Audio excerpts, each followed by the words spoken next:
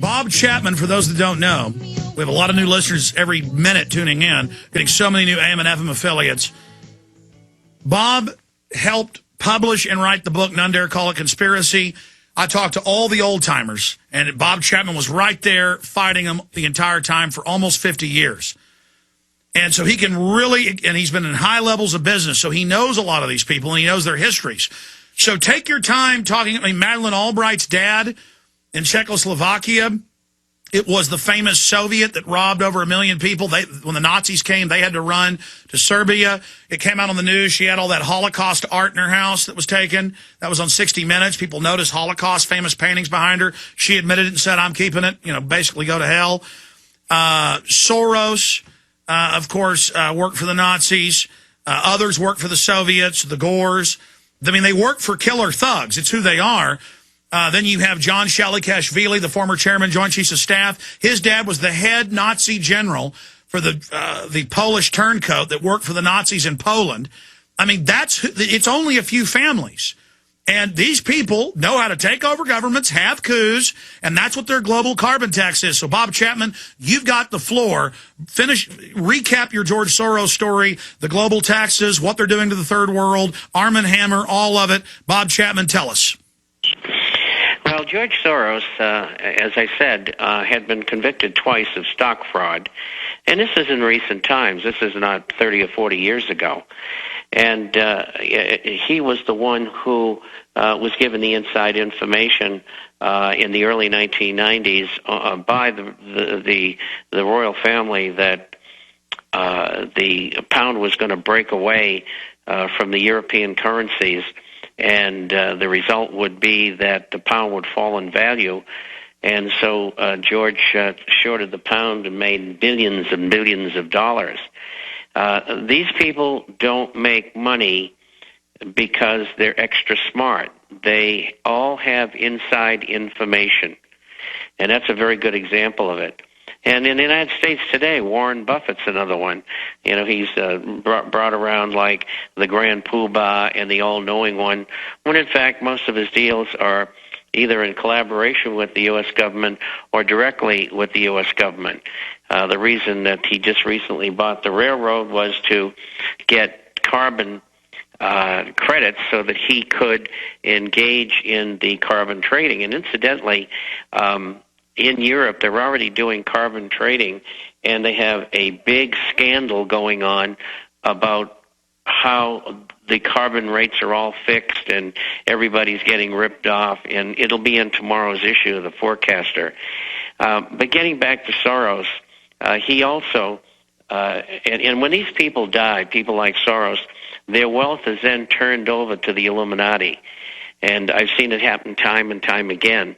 And so they got a goodwill. They're here. They do what they're supposed to do. And they live powerful and luxurious lives. Soros used a good part of his money to foment these revolutions in all these Eastern European countries. The Pink Revolution, the Blue Revolution, whatever they were called. And that was his money doing that. And he also has been the biggest proponent for the legal use of marijuana. He's been pushing it for some years. As far as Albright's concerned, yes, her father was a first-class crook, but he's one of the families. And it was interesting that probably about 10 years ago, she just discovered that she was Jewish. And so that was no revelation because she knew from the beginning. And where did they get all of the art wealth that they had? They took it all from Jewish people. And so she and her father, just like the Gores and the Soroses and others, have gleaned this tremendous amount of wealth by doing exactly what the Illuminists want them to do, whether it's within the communist structure, the fascist structure, the socialist structure, etc. They have their mission, they're told what to do, and they get their orders and training and information from foundations and think tanks, which are funded by these people. And so the way I envision it, they say, look, here's the syllabus, you study it, this is what you've got to do, and for that you'll get, $80 billion or whatever the figure is. And this is the way this thing works. And it worms its way all over the world into companies and governments and banking, and not everybody in banking and the brokerage industry or the insurance industry or in manufacturing or whatever throughout the world are involved in this. There's a lot of good people out there, and a lot of people who are invited to join groups like the Council on Foreign Relations and the Group of 30 and the Group of 300 and the Trilateral Commission and the Bilderbergers and on and on and on.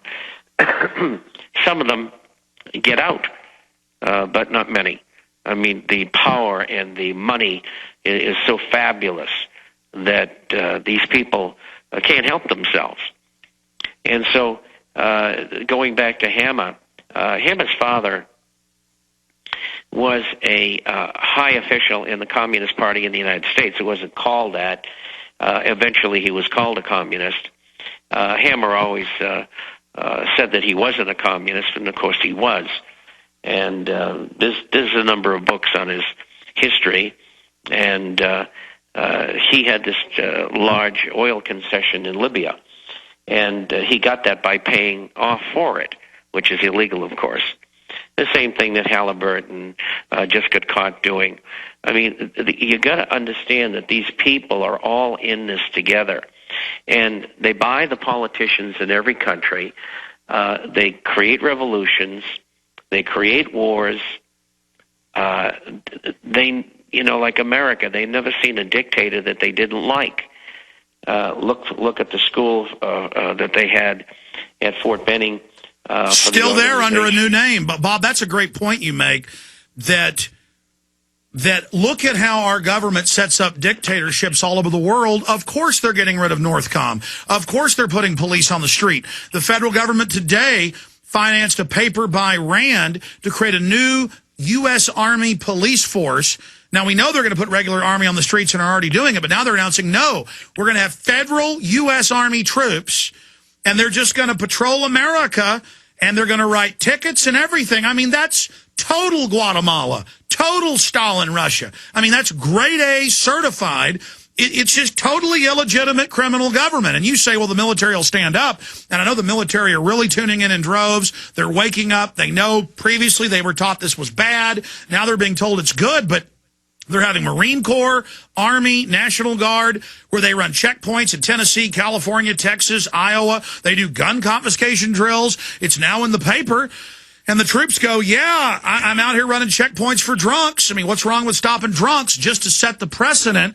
And so they're certainly trying to do this and using staged terror attacks to sell it. And conservatives have been sold, well, if it's anti-terror, I'm for it. But conservatives need to know, we got the MIAC report from the police. We released it. We got the Homeland Security report. I got it. I released it. People couldn't believe it was real for 2 days until the feds admitted, yes, Jones shouldn't have that.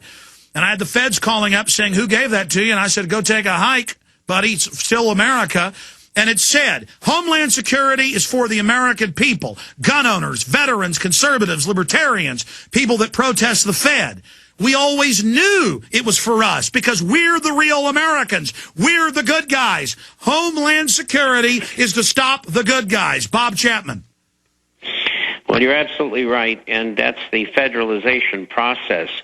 And that will sweep through all of the police departments and eventually through all the state agencies. This is monstrous what's going on. And, the American people who are listening to this, you have got to tell other people about this. You have to talk about it in all the meetings that you're having politically at the lower levels in the state and cities and the towns. And you have to continually barrage all the congressmen, all the senators, and tell them you don't want them to do this and don't want them to do that. It's the only legal avenue open to you.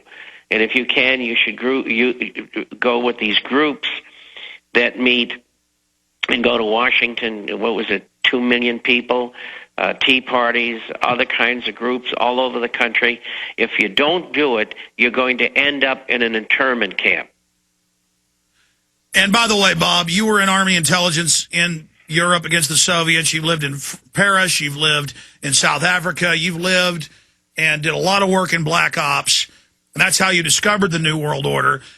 People that study history like you and I, who spend all our time researching this, and you've lived it, know what type of tyranny we're dealing with. It's not a boss hog. It's not a corruption. It's not a good old boy thing.